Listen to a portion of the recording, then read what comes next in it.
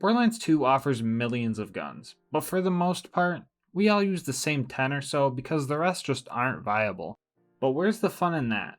Well, in my never-ending journey to prove the viability of low-tier weapons and gear, I have come across a challenge that almost broke me. Today we will be answering, can you beat Borderlands 2 with only the elephant gun? A quick rundown of the rules. We're playing on OP10, all Vault Hunters and all skills are allowed, and of course elephant gun only. As for the rest of the gear, I'll show it on screen. It's all pretty basic except for the class mod, and if you think the class mod is too OP, think again. According to my computer's really weird calculator, the class mod will be taking about 2/3 of my already small shield. Mix that with Squishy Boy Zero and his lack of health regen, and you get pretty much one-shotted to health gate every time. Alright, first thing I did when I started this run was put every point I could into the sniper tree. Usually there are a lot of low tier skills that don't help a lot much damage wise, but with the A- accuracy and awkward handling of this gun, I was going to need all the help I could get. Also, now's probably a good time to mention I made sure to put Jacob stocks on all my elephant guns. For the viewers that don't know, the Jacob stock will increase my recoil by a lot, making this challenge even harder. Right off the bat, I determined the strategy for using this gun would be to reload after each shot. This way, I get the one shot, one kill damage bonus every shot, and it's actually faster to shoot and reload than to just shoot again normally. Within the first minute, I already thought this challenge was impossible, but then I realized I just wasn't slagging anyone or throwing kunai. A running theme in this challenge is me trying to throw my kunai out and not getting a single slag kunai to proc. The elephant gun can definitely be used for mobbing, you just need to be good at the game. Which I wasn't. But I was determined. I hoped by the end of this run I would be a Counter-Strike pro. One-shotting enemies is easy as long as you can slag them in deception. Doing this also doesn't cause you to alert other enemies, which if you think about it, kinda makes Borderlands 2 a stealth game. So some enemies would be super easy, but sometimes the same type of enemy would be a real pain. Like this Ironclad Psycho took 6 bullets to the head, and this one took 1? It really just depends on if they get slagged. We made it to our first boss, and we started to have a bad time. Boom's cannon ignores health gate as usual, and our sniper isn't accurate enough to actually snipe consistently, so we had to resort to other means. Between Boom and Boom, it was obvious we should take out Boom first, which I tried to do without cheesing, but he just wouldn't die. I managed to one-shot him right as he downed me though, so that was kind of annoying. Boom, on the other hand, was just super obnoxious. I tried climbing the tower behind him, but the psychos were just throwing tomahawks like it was a Black Ops 2 Sticks and Stones game. Boom also tried to launch me out of the arena, but I'm a Borderlands 2 genius, so his cheap strats weren't gonna work on me. I managed to snipe this rack and live to die another day. Or another 10 times until I realized I should change up my strategy. The new strat was to just keep running circles around him and landing crits when I could. This strat was used a lot during this run, so for future reference, I'll refer to it as tetherballing, so it sounds like I invented it.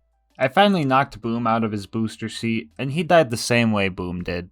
The path to Flint wasn't bad because a lot of the fights weren't mandatory, so I ran past a lot of enemies. My last Borderlands 2 challenge run didn't have this liberty, so I decided to milk the shit out of it. I was sure Flint was going to end the run, because its mask blocks crits, and no crits equals no dead fire guy. What you're about to witness is the cheesiest boss fight you have ever seen. We're not talking about that good gate-crushing G-cheddar. We're talking about that tricking Flint into thinking you're in melee range but you're actually not, then shooting him in the back of the head 46 times until he is diagnosed with death stinky cheese. The homie killed me 10 times, but what's funnier than that is the fact that I was able to get over 10 stacks of critical ascension on him with this piece of rifle. It was finally time to go to Sanctuary, but we got bullied by some Mongs along the way. Ah! No!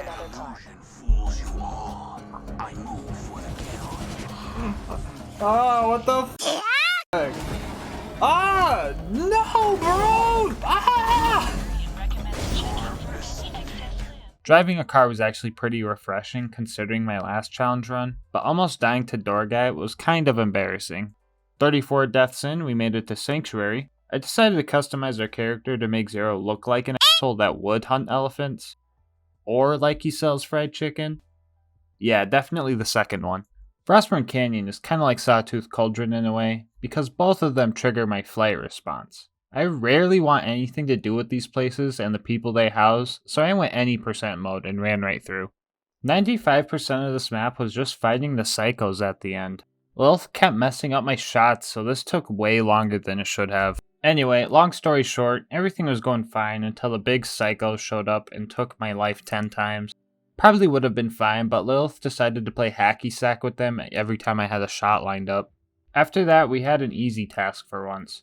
You would think killing cars would be tough because you can't crit them, but Zero has Boar, so these things actually got decimated. I think my car destroying abilities got to my head though, because I decided to take on the local raid boss, the Caravan, but I quickly realized that I was still no match for him. Instead, we took on a more realistic challenge. Badma. Nomads with shields in general are a pain, but they are extremely obnoxious if crits are your only means of damage. He killed me 5 times before I found a working strat to take him down, that strat being a mixture of tetherballing and playing Duck Duck Goose around this building. Dubert also helped us seal the deal by distracting Badma so he could land a final crit. I was so appreciative of Dubert that I decided to let him live. The beginning of the Bloodshot Dam was going good. I was hitting all my shots and bandits were dying quick. I was starting to think that this gun wasn't so bad after all. It can hit really hard if you use it to break deception, and I was having a lot of fun with this gun. But this would be the last time I felt joy in this run. Actually, the last time I felt joy at all. For the life of me, I just couldn't kill Mad Mike. His launcher definitely had some rocket speed parts, cause when he shot, I just didn't have any time to react. He killed me like 7 times, but like most mini bosses that give me a hard time, I ended up one-shotting him. This is the part of the game where we get introduced to Roland, which is cool, but we also get introduced to loaders, which is bad. Also, did I mention you can't crit surveyors? Cause you can't. It's like really f***ing dumb. I died way too many times here, but I managed to get to the Warden. The fight went decently smooth because he has a big ol' stationary crit spot and Critical Ascension put in some work. But I was still very fed up with this part of the map, so I finished Warden off with a spiteful 360 no scope. Get it? Because there's no scope. I really didn't want to fight the rest of these loaders, and I guess Roland didn't either, because he just let me turn the mission in before we killed them all. This is why people like Roland more than you, Lilith. Come on, you gotta step up your game. Speaking of cool characters, Tina made us some bombs so we could go hijack a train. The loaders on the train weren't too happy with us though. I wouldn't say we fought the loaders blocking our way. It was more like we slowly dismantled the loaders blocking our way. There were some surveyors too, but if you just jump in place, they get a little confused and stay still, which was a lifesaver for this challenge. So the Wilhelm fight was weird, because it felt doable and impossible at the same time. He has shield regen surveyors, missiles that can track you even in deception, and can spawn loaders, which are just an added annoyance. But on the other hand, he has a decent sized crit spot, the drones could be boar killed very easily, and the drones were good for second wins. My advice for anyone taking on this challenge is to keep your distance, and keep one drone on low health so you have a second wind ready if you do go down. Also, if you want to try this challenge for yourself, I'll put a link to this save in the description. I'll throw in some of my past videos save files too. Anyway, the fight went a lot better than I anticipated, with only 3 casualties. Okay, maybe 4. The next part of the game can be summed up pretty quickly. Lilith made me go through the fridge. To be fair, I literally just ran right through it, but the game gets exponentially worse from here.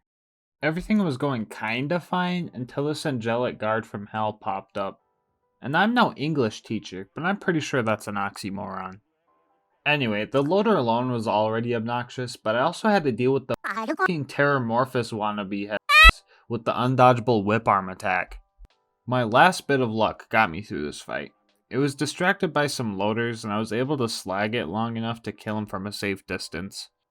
Overlook went as expected. I got there, placed the beacon, befriended the wounded loaders, started putting them back together, met their mother, had an argument with their mother, committed mechanical genocide, and went home. Back at Sanctuary, our boy Michael gave us one last chance at playing the game like a normal human being. And boy, I wish I took his offer, because the preserve was hell. All the hardest enemies for the elephant gun to kill were here. Stalkers, loaders, skags, the f***ing bird!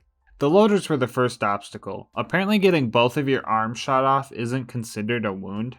I'm pretty sure all 5 of these loaders right here were missing at least one limb, but it just didn't register. So we just had to do it the old-fashioned way and just murder them all. Stalkers were really annoying because A, they're stalkers, and B, they're stalkers. I just feel like trying to land crits on them is so awkward because they move really quick and just turn fucking invisible. The ultimate loader was close to being a run ender. If I can't crit something, I pretty much have no damage. And once you shoot the arms off this guy, it no longer has crit spots. The only reason I was able to take it down is because it didn't have health regen like most normal mobs do. It took a while, but it was killable. Skags are probably the easiest of all the enemies here, but I got pretty unlucky with the rabid spawns. Okay.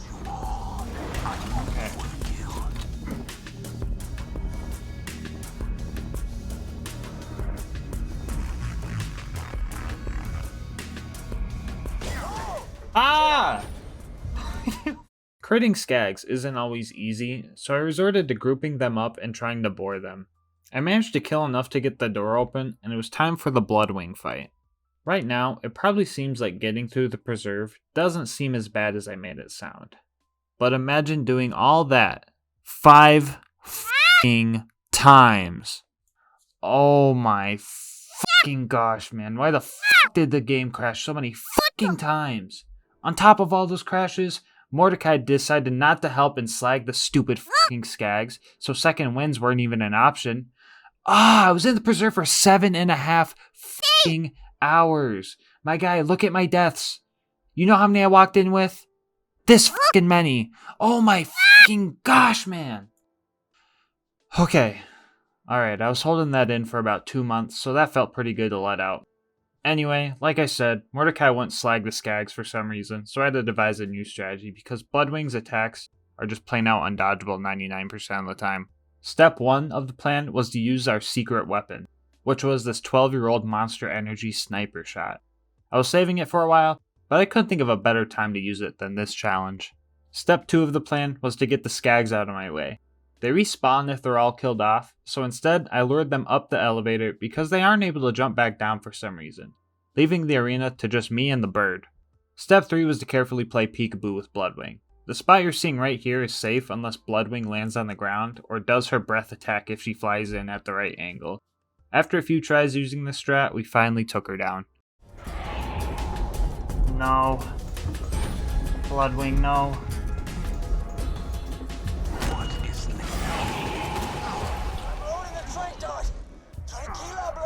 Oh my. Oh. Okay. Oh my fucking god. Oh, how did that fucking work? Dude, I'm trying to keep still. My fingertips are numb, bro. You guys. No amount of emotional turmoil was going to make me give up on this run. I've suffered too much to quit now, so we were off to recruit Brick. Which went very smoothly, actually.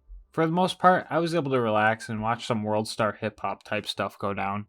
Opportunity was up after that, and it went pretty bad. The Jack Doppelganger should have been an easy assassination mission, but everything went terrible. He is pretty tanky and tries to run away from you. On top of that, the engineers had a thin piece of metal that somehow blocked crits.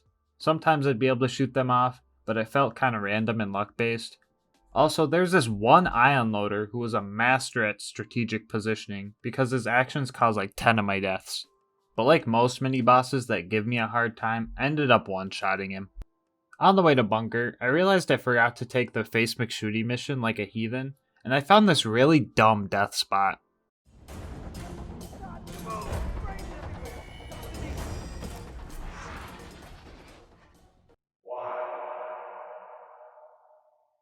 The path to bunker was an uphill battle. I don't know where to start, but these guys were just plain out cheating. The combination of jet loaders, super surveyors, and constructors all made this task feel impossible. After slowly taking out all the bots, I had to quickly dispatch the constructor before it made more. The best way to do this was to use his defense turret as boar fodder, It was important that I did not slag the turret as to keep it alive so I could keep the extra bore damage while I stacked up critical ascension. Alright, before we talk about them, let's talk about this. And of course, let's not forget about this. Yeah, I fought those stupid f***ing bots again. I was a big idiot, didn't even see that the f***ing door was open, so I could have just ran past the whole time. But yeah, that took up another fraction of my life. Anyway, back to them. Long story short, baby turrets OP. If anything was going to end the run, it was going to be these heathens right here. Here's what makes these things so f***ing annoying. Number 1, no crit spot. Number 2, their health regen is busted and my DPS wasn't even keeping up. And number 3, they're immune to most types of slag. These things can't be slagged with kunai or even take damage from my slag grenade. I tried to use a loader as boar fodder, but that just wasn't working. I also tried grenade jumping past them, but they were required kills to progress, so we were gonna have to do some cringe type stuff. I really don't like using shields, grenades, or relics that have gimmicks, but I had to pull out a grenade that could slag with these miniature raid bosses. A simple transfusion grenade did the trick, and after 3 hours of trying, they finally died.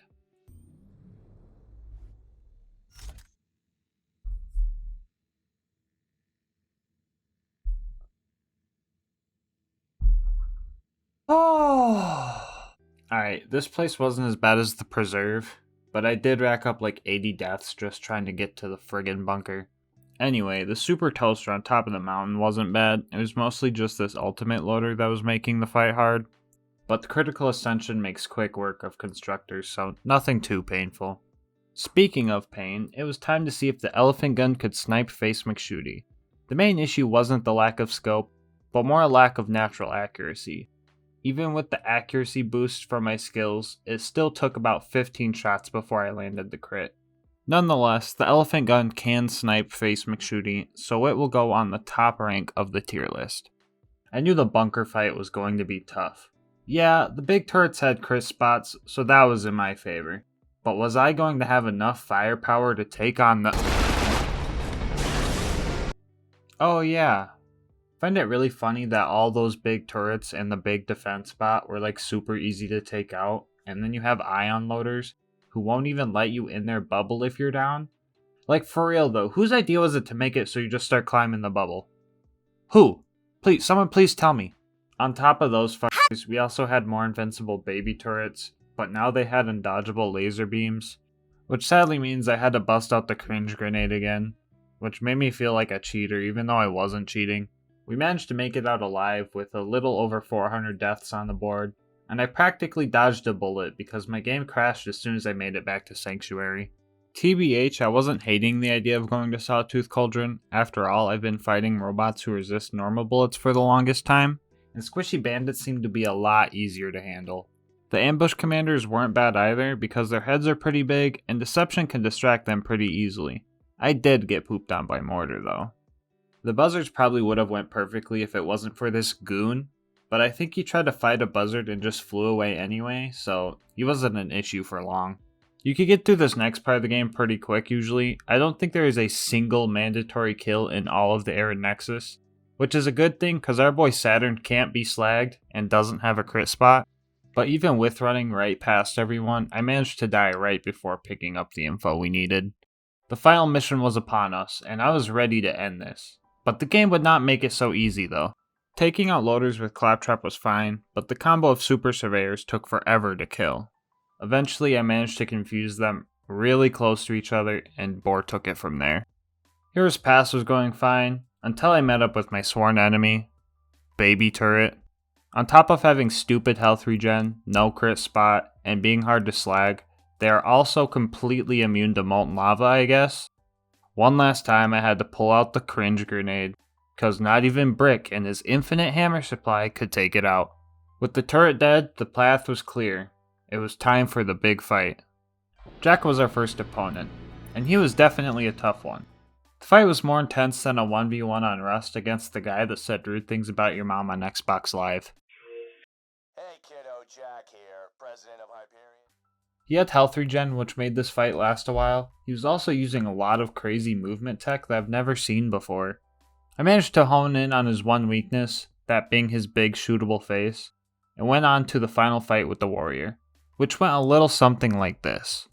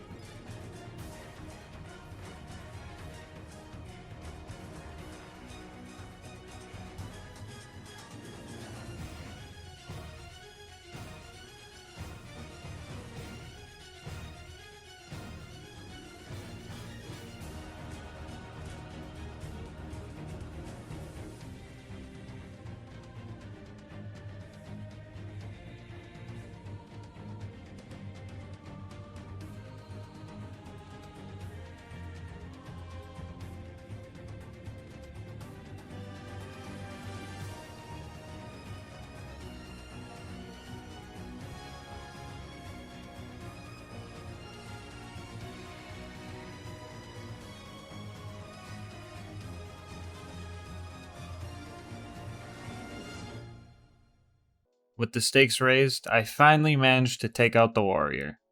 Which means you can beat Borderlands 2 with only the elephant gun. With the game finally beat, we did what anyone would do after a run like this. Celebrate with a monster shotgun, and then start a DLC.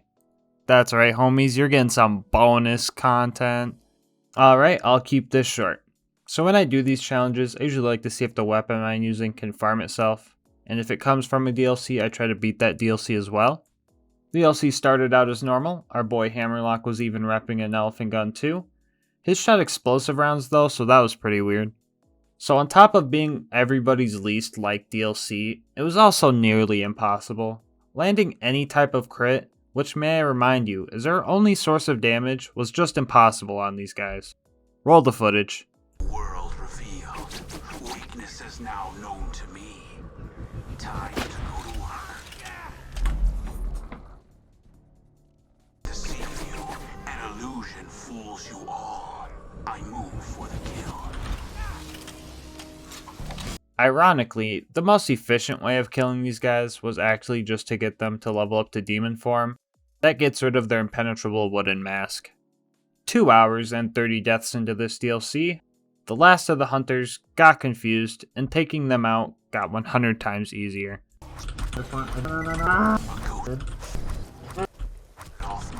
Boat working out? Egg. Okay. Let's go. Ah! With all the eggs procured, it was finally time to take out Arizona. And she was a pretty tough boss to figure out. So basically, her crit spots can disappear if they're shot too much, and if not fought properly, she can still have half her health left with no way to crit her. And with the amount of health she has, the fight from there is practically impossible. But if you play your cards right and slag her in deception, she can be killed with 3 precise shots.